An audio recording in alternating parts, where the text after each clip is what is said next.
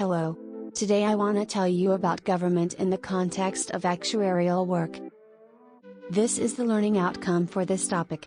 Firstly, we can explain the context related to an actuarial environment. Second, we can describe the areas involving actuarial knowledge. The third one is to know how to apply basic actuarial knowledge. Government policy can help an actuary to advise clients or employers on possible future legislative, regulatory and other changes and their likely impact. Actuarial professional associations monitor government policy development. Actuaries often serve on government advisory bodies, committees of inquiry and boards of regulatory and supervisory authorities, where actuarial expertise is relevant. For example, it can be strongly argued that tax intervention has been a major factor in not so prudent funding position of many defined benefit pension schemes which were traditionally overfunded.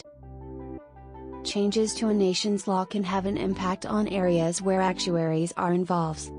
For example, the introduction of compulsory wearing seat belts in motor vehicle and the random breath testing, for high levels of alcohol, of motor vehicle drivers.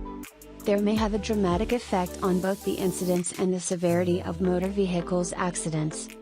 This in turn may impact the cost of motor vehicles insurance claims, as well as the cost of claims under medical and other classes of insurance. Changes to laws can often be anticipated. The reason is they tend to flow directly from the policies of the government of the day. Being aware of government policy as it evolves can help actuary to advise clients or employers on possible future legislative, regulatory and other changes and their likely impact. It can be useful to be aware of the policy platform of political parties which are not in government but which may win government, or may attain a position of influence in the future. For example, New Zealand held a general parliamentary election in November 2008. Prior to the election, the major opposition party, the National Party, announced that, if elected, it would investigate the desirability of privatizing some parts of the country's accident compensation corporation scheme. Such privatization would be likely to create opportunities for general insurance companies. Actuarial professional associations monitor government policy development. They often participate in public debate on policy directions and provide advice to politicians and public servants on issues related to actuarial work. Actuaries often serve on government advisory bodies, actuarial standards boards, committees of inquiry and boards of regulatory and supervisory authorities, where actuarial expertise is relevant. Governments in different countries take widely varying approaches to regulations.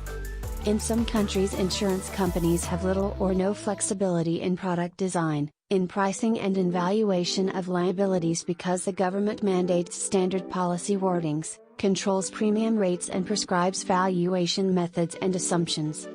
In other countries, insurers have freedom to make their own decisions on these and other aspects of their business. In the federal government, actuaries may evaluate proposed changes. They will propose it to Social Security or Medicare or conduct economic and demographic studies to project future benefit obligations. At the state level, actuaries may examine and regulate the rates charged by insurance companies. This is the references for this slide.